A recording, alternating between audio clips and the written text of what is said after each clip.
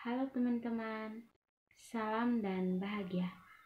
Perkenalkan, saya Margareta Ferawati Walubur dari Universitas Sarjana Wira Taman Siswa, Program Studi Pendidikan Fisika. Pada saat ini, saya beserta 4 rekan lainnya sedang melaksanakan kegiatan magang 3 atau PLP di SMK Taman Siswa Jetis ini. Jadi, mohon kerjasamanya ya.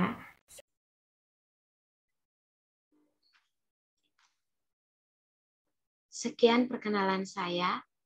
Untuk selanjutnya kita langsung masuk ke pembahasan kita pada hari ini mengenai usaha dan energi.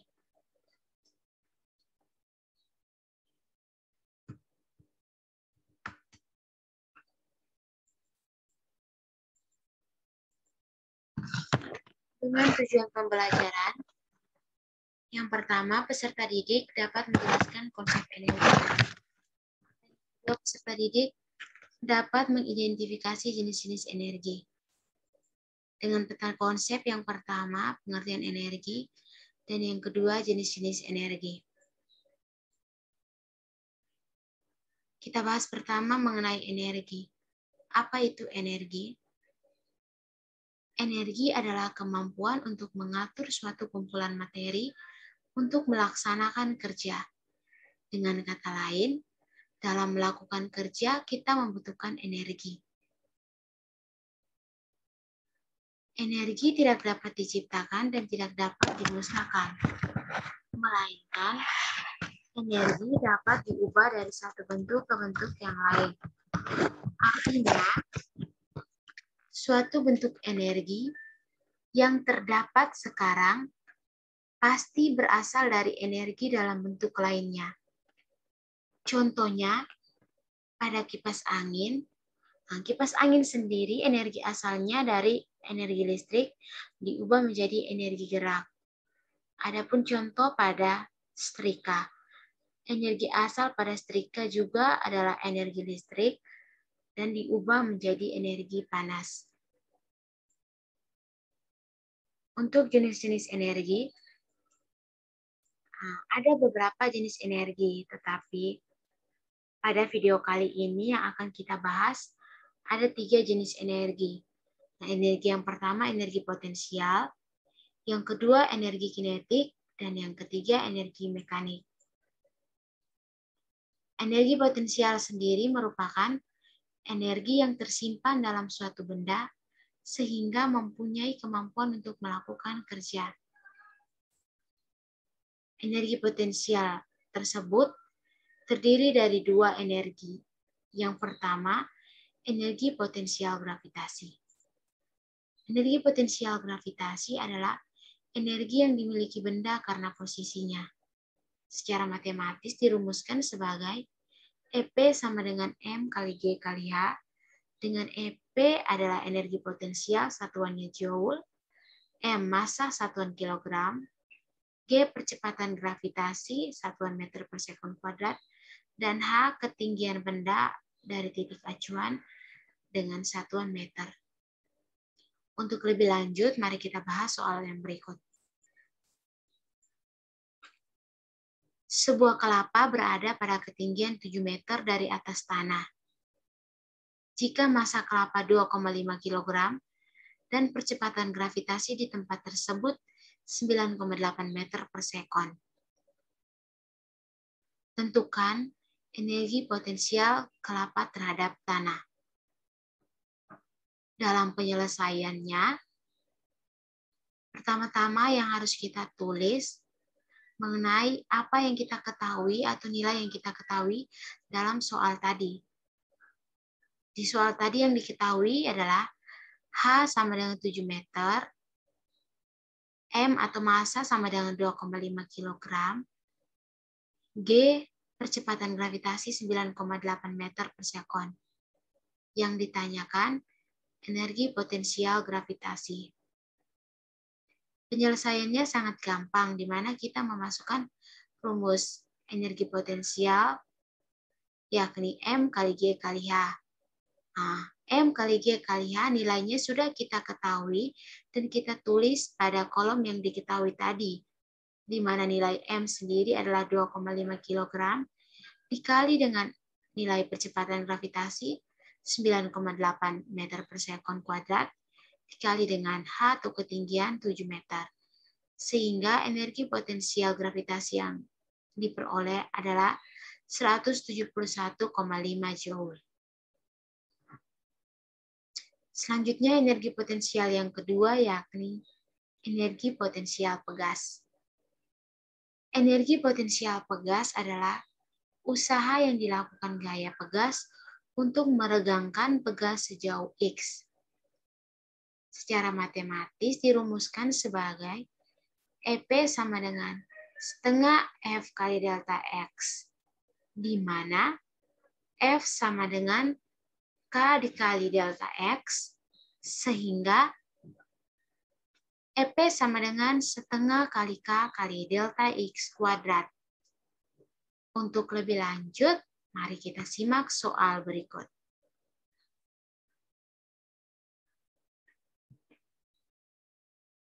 Sebuah pegas dengan panjang 0,25 meter digantung pada statif. Jika pada ujung pegas diberi beban dengan massa 0,08 kg, panjang pegas berubah menjadi 0,30 meter. Selanjutnya, pegas disimpangkan sejauh 0,07 meter. Tentukan energi potensial pegas yang disimpangkan sejauh 0,07 meter. Untuk penyelesaiannya, yang diketahui, X1 atau panjang pegas pada awalnya adalah 0,25 meter, X2 atau panjang pegas setelahnya adalah 0,30 meter, delta X sendiri adalah 0,05 meter, massa 0,08 kg, X sama dengan 0,07 meter, percepatan gravitasi 9,8 meter per sekon kuadrat. Yang ditanyakan, energi potensial pegas.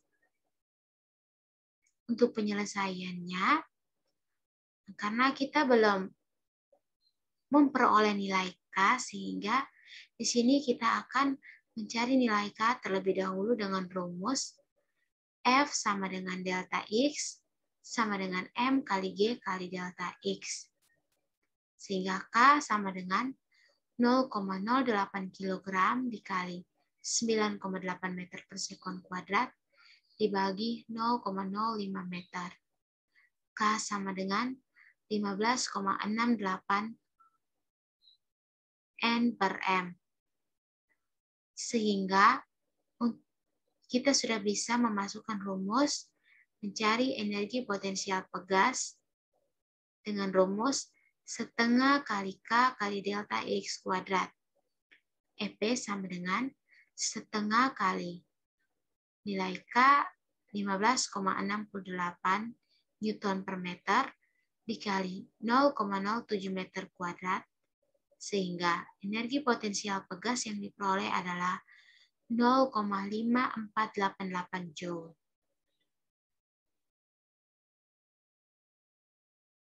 Jenis energi yang kedua yang akan kita bahas adalah energi kinetik. Energi kinetik adalah energi yang dimiliki oleh suatu benda karena geraknya.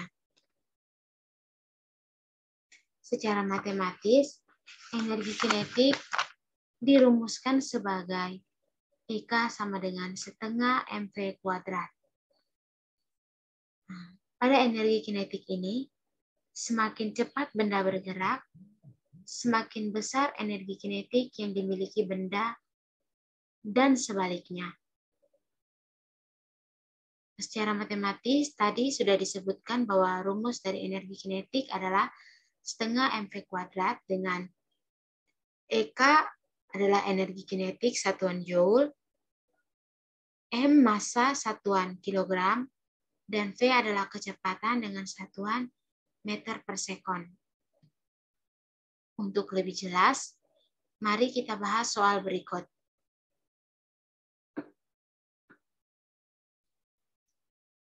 Sebuah motor melaju dengan kecepatan 10 meter per sekon. Tentukan energi kinetik motor tersebut jika massa motor 100 kg. Penyelesaiannya, yang diketahui massa sama dengan 100 kg, percepatan 10 meter per sekon, dan yang ditanyakan adalah energi kinetik. Nah, rumus energi kinetik sendiri setengah mv kuadrat, sehingga kita masukkan nilai-nilai yang sudah diketahui. EK sama dengan setengah kali 100 kg dikali 10 meter per sekon kuadrat. EK sama dengan 5.000 joule. Gampang kan teman-teman? Maka ada tips yang harus teman-teman pegang. Sebelum mengerjakan semua soal ini, teman-teman harus sudah menghafal rumusnya, sehingga dalam menyelesaikan soal seperti ini akan terasa sangat mudah. Jenis energi yang ketiga adalah energi mekanik. Energi mekanik muncul karena berkurangnya energi potensial benda berubah menjadi energi kinetik. Dengan kata lain, energi mekanik merupakan penjumlahan dari energi potensial ditambah energi kinetik. Sehingga dirumuskan sebagai EM sama dengan EK kali EK ditambah EP.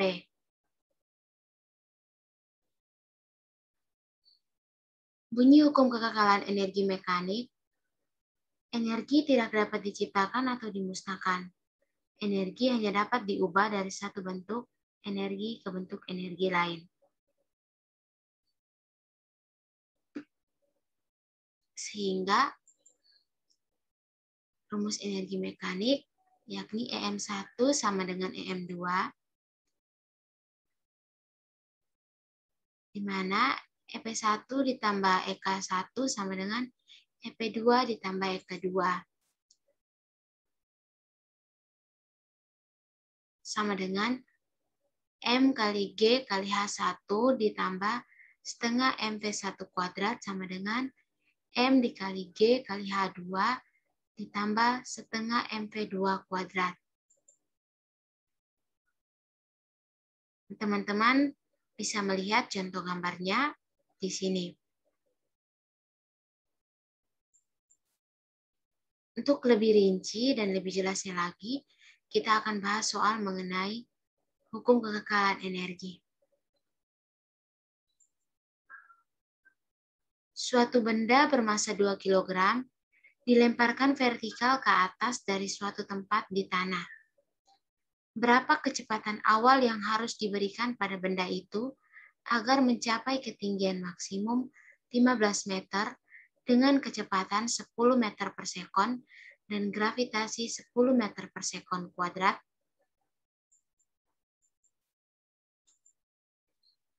Penyelesaiannya, yang diketahui di soal, M sama dengan 2 kg, H1 sama dengan 0, H2 sama dengan 15 meter, V2 sama dengan 10 meter per sekon, G sama dengan 10 meter per sekon kuadrat, dan yang ditanyakan di sini adalah V1 atau kecepatan awalnya.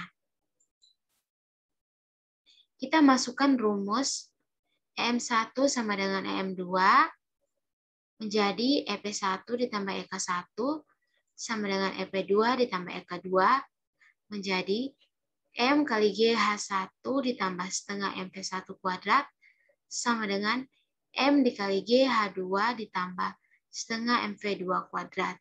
Kita masukkan nilai-nilai yang sudah diketahui tadi, yakni nilai M sama, sehingga dicoret.